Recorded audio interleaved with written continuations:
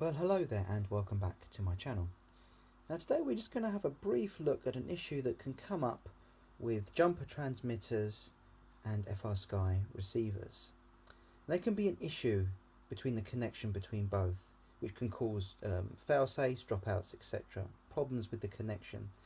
Now it's quite a complicated reason as to why this happens, but it's down to the way that the receivers are tuned in the factory, and then that tuning then not being quite in sync with the chip that's found in the multi-protocol modules that you get in a jumper transmitter. Now there's been some videos online, and I'll put a link to videos in the description, especially the one to Wayne's website, Curry Kittens, he goes under. He's really covered this in some detail with the T12 transmitter, which uses OpenTX, and there's other videos online regarding the T16 transmitter as well, because this comes up in all transmitters that have a multi-protocol module. You need to go through a process of fine-tuning the connection between the transmitter and the receiver, specific for each individual receiver. So when you get a new model, you set it up, it's very good to go through this process every single time. But it's only with Frsky receivers. I've not really had this problem with other receivers, and I mostly use Flysky, so this is why this problem to me has only just recently come up, because I've started to use, like in this model here, some Frsky receivers. So how do we go through the process? Well, because this is the T8, this is a deviation transmitter, so it's slightly different to the T12, which is why I'm making this video. So firstly, what we do to go through this process, we turn on our transmitter and we turn on our model, which we're not going to do now, but we turn them on, so we assume that they're both connected. We get no problems, it connects, the motors spin up when we arm them, and it can fly. But perhaps we're noticing problems, perhaps when we get out to a certain distance, a distance where we know we can normally get a signal, or then we're getting fail-safes for some weird reason. It's just really unusual, and that's where this problem came to fall with me, because I was getting some unusual dropouts with this model, which is why I did some research and found the solution to this problem. But obviously I didn't find anyone looking at sorting out with this particular transmitter, which is why I'm making this video now, just as the information that I've found out. So what do we do? Well, this is our screen. Obviously we have our model set up. It's an X-Night frame, so it's called X-Night. So let's go into the model settings. So we press that once, press it again, and press it for a third time. And here we are in our model setup, which is where we do some of our changes, set the power, and we also set our protocol and we bind. But we need to do a fine tune. So where's that option? It's not actually here. So where is this option?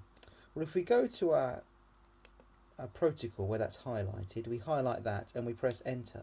Now this takes us into a sub menu where our fine frequency tune option is, and then we can go through the process that's been documented in other people's videos, but I'll just briefly go through this process now, just in case you don't have opportunity to go and see those videos, but I highly recommend that you do. So what do we do? Well, as we've said, we make sure that the two, the transmitter and the model are connected and they're happy. We move it a little bit away. We don't want to be too close, but we don't want to be too far away, because we need to be able to see the model. Because we want to see the model, we want to see the light that's on the receiver, we want to hear the buzzer as well. If that's set to go off when we get a fail-safe, so that's very important.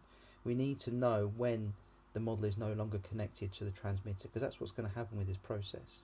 So then, with our fine frequency highlighted, we start to go down through the numbers. Minus, it starts at 0, obviously I've already done this process, but it starts at 0. We go down, minus, until we lose connection to our model. The light on the receiver starts to flash, it starts to beep, RSSI goes to 0, no connection. For example, we'll say in our example here, we'll say at minus 40 we lose connection. At minus 39 we have a connection, but minus 40 we don't. So we mark down our number, minus 40. And then we go in the other direction, up and up, back to 0, and then beyond, positive, until we lose signal again. So for example, in our illustration, plus 20. At plus 20 we lose signal. At plus 19 we have a signal. At plus 20 we no longer have a signal. So we have our two numbers, minus 40 and plus 20. And to the minus 40 we add the other number, so at plus 20, which that leaves us with minus 20. So we have now another number. With that number we then divide it by 2, which leaves us with minus 10. From our minus 20 we divide it in 2, and then that's the number we put in this option here. In our fine frequency option we put minus 10. Here obviously I've gone through the process and the number that I've come up with is -12.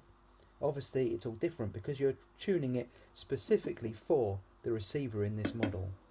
So it's not really something you can pass on to another model because there might be slight differences in this process, in the numbers that you get. So you need to do it for each individual module. It's a bit of a hassle, but it's very good to go through this process because you can find that you lose signal in very unusual places, perhaps really close, and you end up, as what happened to me, falling into a river. So there you go. So once you've done that, you've got all your numbers stored in here. You press exit to go back, and then you go to bind option, and you bind once again to the model with this flying frequency set to the number that you have. Obviously press the button on the receiver, plug your model into some power, it goes into bind mode, and then it binds with the transmitter once more, and hopefully now you have a good, stable, fully tuned signal, which is what you want. So quite a straightforward process, but so important that you go through it. Obviously, as I said, OpenTX is a slightly different way of operating a transmitter, very popular, but still Jumper make the T8 model, and also I think Radiomaster now make a T8 model as well. So those with deviation, they want to go through a slightly different process, but they want the same outcome because the receiving chip is going to have the same problem in this model, this transmitter model, as it would in another transmitter model. So hopefully this has been at least very useful. As I've said, a lot of this information was cribbed from other videos, and I've had to work out how to do it myself with deviation. So I will link to those other videos because most people do have an OpenTX based transmitter, and that's fair enough. But I'm still sticking with my Jumper as it's still good, and I've had it for a significant amount of time now. I'm really happy with it. So there you go. Not changing anytime soon. So hopefully this has been useful. Thanks so much for watching. I really appreciate you spending your time watching my videos. So thanks so much for spending your time here on my channel, and hope perhaps in the future I'll see you again soon. So take care then. Bye bye.